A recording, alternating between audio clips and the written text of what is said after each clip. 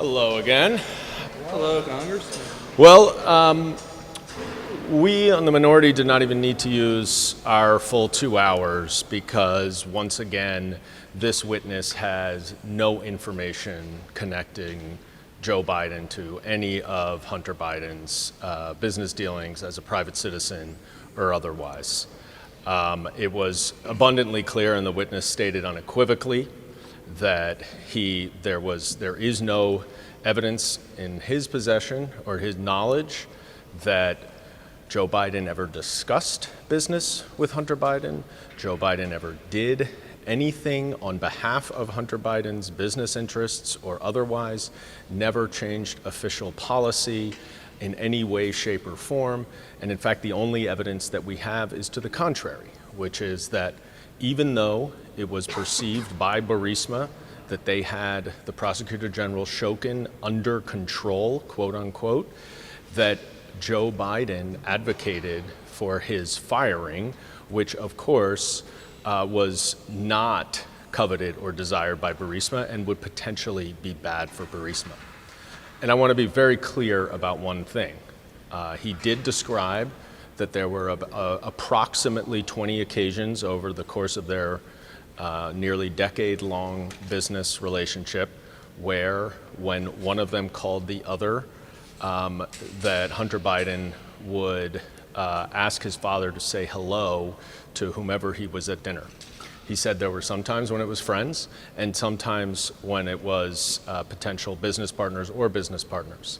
But the witness was unequivocal and stated very clearly that they never discussed any business on that phone conversations. There were niceties and there was a hello and we talked about the weather or whatever it was, but it was never any business. And I think it's really important to remember that during this time period that we're talking about here, Beau Biden, Hunter Biden's brother and President Biden's son, became very ill with cancer and died. That was in the spring of 2015. And the witness described in vivid detail about how devastating that was to both Hunter Biden and to Joe Biden, and how their communications picked up dramatically in the aftermath, because Joe Biden was calling his son to check on him, and Hunter Biden was calling his dad to check on him. It had nothing to do with business, and that is the sum and substance of what the testimony was. So then the question becomes, how much longer are we going to go on this fishing expedition? There is no evidence connecting President Biden to anything related to Hunter Biden. We have been told by the Republicans repeatedly that this is an investigation to Joe Biden. There is no evidence that connects Joe Biden to any of this. And we've now had witness after witness come in, and they have testified to the same thing. At some point, the American people are going to have to ask, how much longer are the Republicans going to take us on a wild goose chase that is attacking a private citizen of the United States and has no connection to any legitimate purpose of Congress or to the President of the United States? Congressman, we were told that he referred to the Biden brand as something that kept Burisma afloat, and that by the Biden brand he meant Joe Biden. And that's how he clarified, after my Republican colleagues left, he clarified that what Hunter Biden brought was a DC brand based on his own experience in lobbying, based on his own connections as a lawyer, based on his hiring of a lobbyist group, based on his own experience and contacts in DC, that in conjunction with the fact that his last name was Biden was Hunter's brand. But let's be very, very clear. In no way, shape, or form did Hunter Biden advertise that his father was doing anything on his behalf. So that is a bit of a mischaracterization. I mean, that's what you believe. So you pushing practice to call your father? The witness specifically testified that Hunter Biden was selling the illusion of access to his father. Were those words? Yes. What he said, his exact testimony was that he had Hunter Biden possessed actual experience and contacts in Washington, D.C., in the political sphere, in the lobbying sphere, in the executive branch, and that that is ultimately what he was providing to Burisma.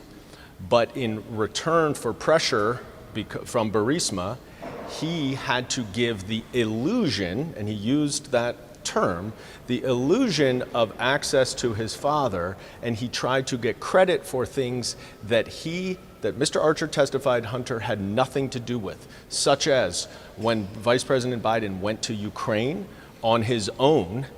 It will come out, there is a part of the evidence where Hunter said, well, let's tell them that I have no idea what's going to happen, but I can take credit for the fact that he's going. He was not involved in any of that at all, but he was trying to get credit with Burisma on behalf of actions that his father took that were completely unrelated to anything that Hunter Biden did. Can you talk about the $5 million bribe? Yes, thank you for doing that. So we did bring up the FD 1023, and he categorically said that he was unaware, had no knowledge of any $5 million payment made to either Hunter Biden or to Joe Biden, and would be shocked if that actually existed. And let's remember, he was on the Burisma board with Hunter Biden.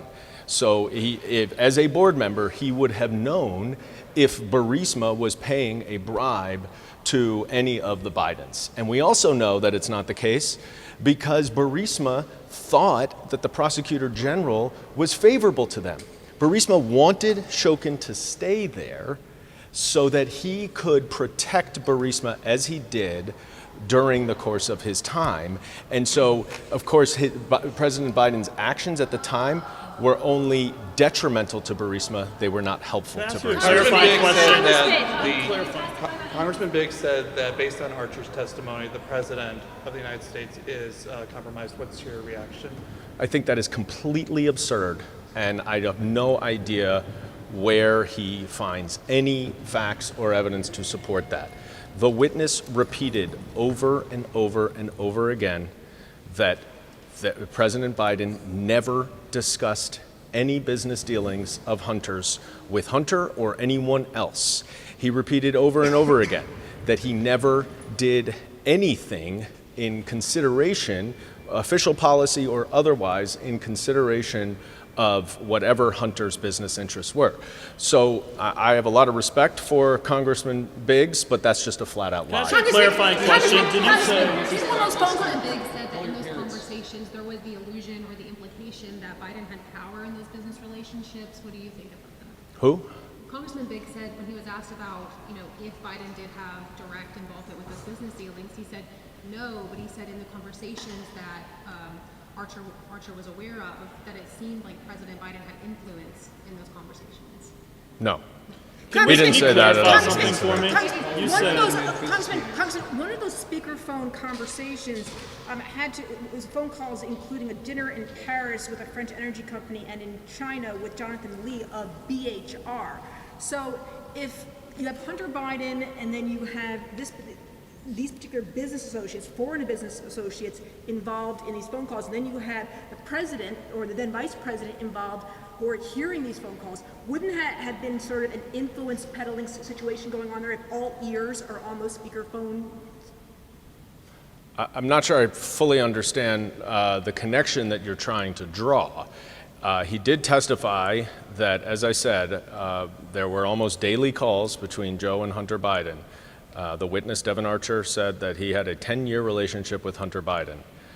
During that 10-year relationship, he identified approximately 20 times when Hunter Biden put his father on speakerphone to say hello to whomever he was at dinner with or in a social. Can I finish?